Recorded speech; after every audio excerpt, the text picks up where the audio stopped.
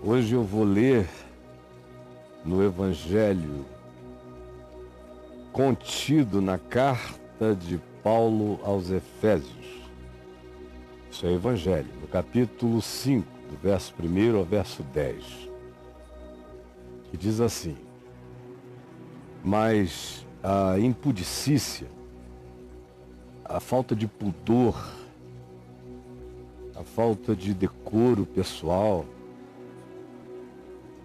chamada de impudicícia, e toda sorte de impureza, de sacanagem, de safadeza objetica, ou mesmo cobiças, ganâncias ardentes, invejosas, essas coisas, entre vocês que se dizem cristãos, nem sequer sejam nomeadas, porque não sejam vividas por vocês, porque estejam longe de vocês, como convém a todos os santos, todos os que são santificados pela obediência ao Evangelho, pela fé, na certeza de que em Cristo estamos santificados para nos santificarmos pela obediência ao Evangelho.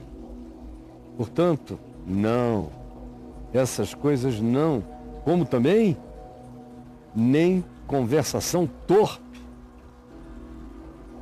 Essas conversas que corroem seres enquanto se fala e que corrói o próprio indivíduo, entorpece aquele que pratica tal conversação que não convém, que não constrói, que não edifique, que vem carregada de vontade de detratação explícita. Não haja entre vocês isso, nem tampouco palavras idiotas, vãs, palavras que não podem ser suportadas pela mais básica de todas as verdades da vida. Nem tampouco admitam viver de chocarrices, de barracos, de baixarias, essas coisas inconvenientes que desagradam a todo ambiente, a toda pessoa, a toda gente. Pelo contrário, o que haja entre vocês, que são discípulos de Jesus, sejam ações de graça. Muita gratidão. A gratidão transformará o modo de vocês pensarem, agirem e viverem. Sabei, portanto, isto, prestem atenção, nenhum incontinente que é aquele indivíduo que diz que se dá o luxo de se permitir o que quer que queira, quando queira, conforme seu desejo, capricho, vontade, tudo isso movido por poder hedônico. Sabei, portanto, isto, nenhum incontinente ou impuro, que é esse que se alimenta essencialmente do que não seja verdadeiro, declarável, praticável na luz, ou mesmo os avarentos, aqueles que de um lado são cobiçosos e de um outro lado são ávaros, não abrem a mão para nada, para ninguém, para coisa alguma, são vazios de dadivosidade. Portanto, esse que é avarento também é idólatra, porque a avareza é amor ao dinheiro, à posse, isto é idolatria. Nenhum desses que assim vivem, que assim praticam, que assim se fazem, que assim amam ser, enquanto assim forem, jamais terão herança no reino de Cristo e de Deus. Você ouviu? Ninguém, portanto, vos engane com palavras vãs, ninguém. Vocês vivem sendo enganados por palavras vãs. Palavras que não resistem a um sopro da verdade, mas enganam a vocês e os fazem desviarem-se do Evangelho para seguirem aquilo que mata o ser.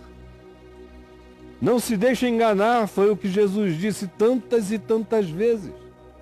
Virão muitos e vos enganarão. São repetições, recorrências contínuas do Evangelho. Portanto, sabendo de tudo isto, não sejam participantes deste modo de vida. Não se tornem solidários para com esse modo de viver. Dessas pessoas nós temos compaixão, carinho, por elas desenvolvemos a prática do amor e as tratamos com toda misericórdia e reverência. Mas nós não temos parte, não nos sentimos frustrados de não ter parte em nenhuma dessas coisas, porque são obras que matam. E acerca delas se diz que os que com elas têm parte e nelas se regozijam, não têm herança no reino de Cristo e de Deus. Portanto, não sejais participantes. Com eles, não lambam a alegria dessas práticas, porque elas entorpecem o seu ser, tiram toda a sua sensibilidade, vão desumanizando você. Porque antigamente, em outros tempos, outrora, éreis trevas, em outros tempos, fostes trevas. Nem se diz que se estava nas trevas ou estáveis nas trevas, todavia se diz, vocês eram treva. Quem assim vive de impudicícia, impureza, cobiça, entorpecimento pela fala, pela conversação que tira todo o amor, cheia de palavras vãs, de baixarias, de chocarrices, de coisas inconvenientes, de incontinência, de entrega ao desejo como culto, a impureza como deliberação e a avareza como ideologia, fazendo-se idólatra de coisas de natureza não religiosa, porém secularmente tangíveis. Ninguém assim tem herança no reino de Cristo e de Deus, portanto não sejais participantes, porque quem é assim é treva. Não está nas trevas, quem vive assim, pratica isto, vira treva. Vocês mesmos que já viveram assim, sabem o que é ser treva vivendo desse modo. Eu sei o que é ser treva vivendo desse modo. Porém agora, existe, porventura, um porém agora na sua vida? Há um corte, há uma interrupção, há uma separação, há um divisor de águas, há um antes e depois de Cristo.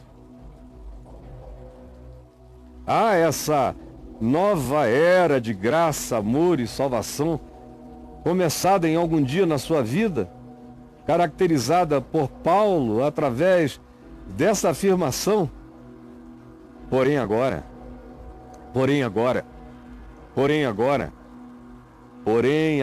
sois luz no Senhor. Porém agora sois luz no Senhor.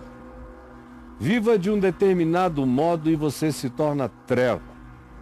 Viva segundo o Evangelho e você se torna luz.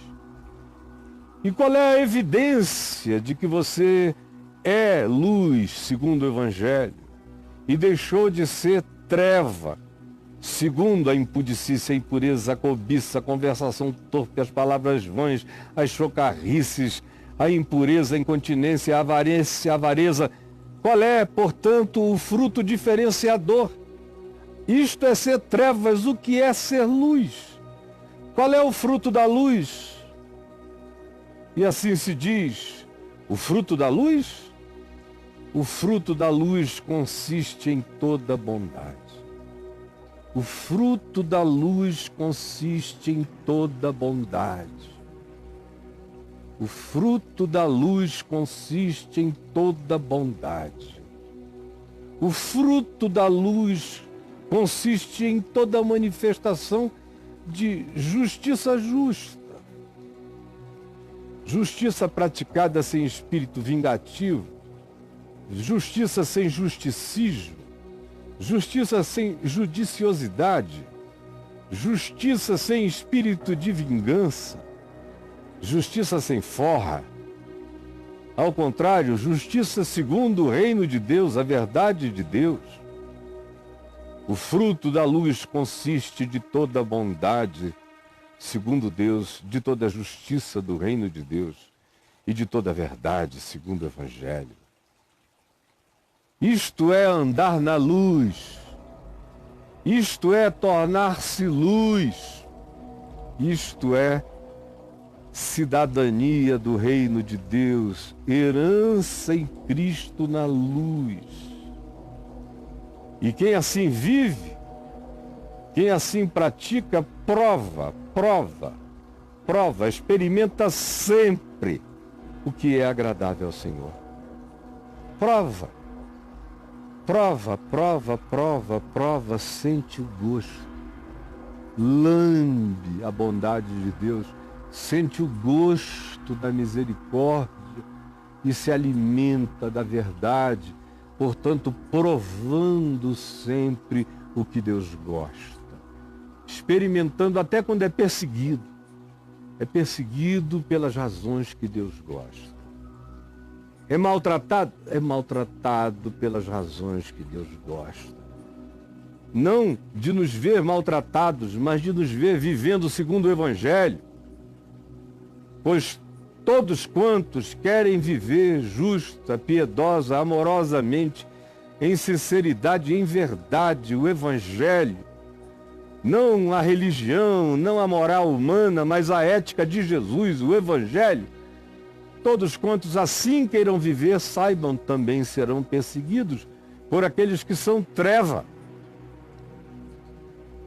Porque a luz não tem parte nas trevas, ao contrário, as trevas não prevalecem contra os filhos da luz, contra quem anda na luz. Pode ser até morto, mas será morto luz, luz eterna, luz em Deus. Mas aquele que se torna treva, quando morre, mergulha na escuridão do nada,